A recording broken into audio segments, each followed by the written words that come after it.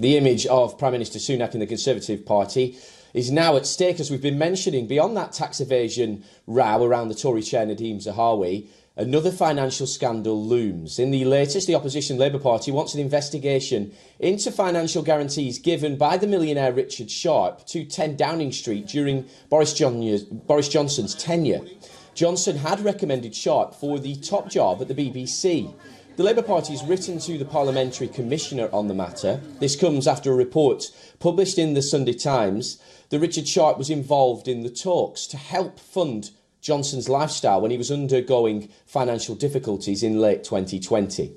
According to the report, Sharp introduced Canadian businessman Sam Blythe, and before the loan was completed, Johnson, Sharp and Blythe had dinner at a restaurant. Richard Sharp was picked as the UK government's choice for the BBC chairman role in January 2021. Sharp was also once Prime Minister Rishi Sunak's boss at Goldman Sachs, and he also served as an economic advisor to Johnson when he was Mayor of London. A spokesperson for Johnson dismissed the report as rubbish and said Johnson's financial and arrangements had been properly discussed and declared.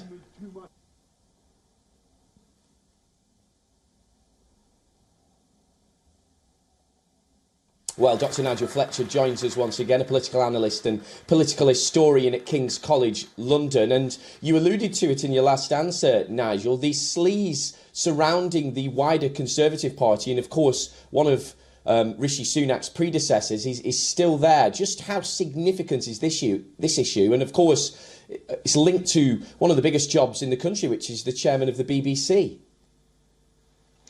Yes, indeed. And as you say, it is a reminder of the sort of Boris Johnson administration and all of the problems that he had with standards.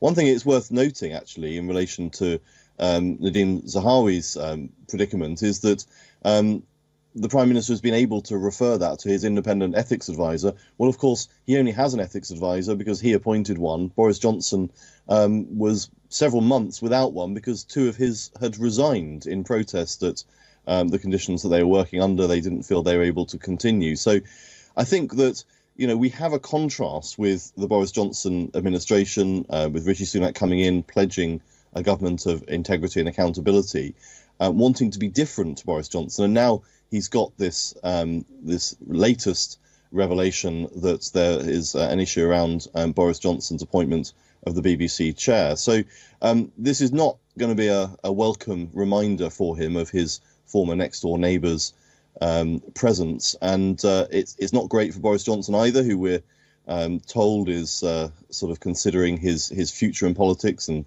believing that he might have one.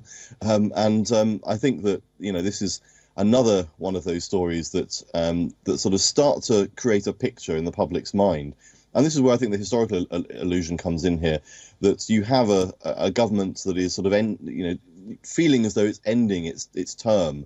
It's getting on towards sort of the sort of 12th, 13th year of government. And it does start to look like those sort of previous Conservative governments, particularly those of that of John Major in the 1990s, where this word sleaze became associated with John Major and the Conservatives at that time. And with sort of constant scandals, constant allegations, constant referrals to the standards advisor, and then resignations. You know, we had a lot of that under Boris Johnson. It's now continuing under Rishi Sunak. And so the problem for him is the fresh start that he hoped to be able to begin as Prime Minister on the steps of number 10, saying that he wanted a government of integrity and accountability different to Boris Johnson. Now he's got all of these scandals, including Boris Johnson,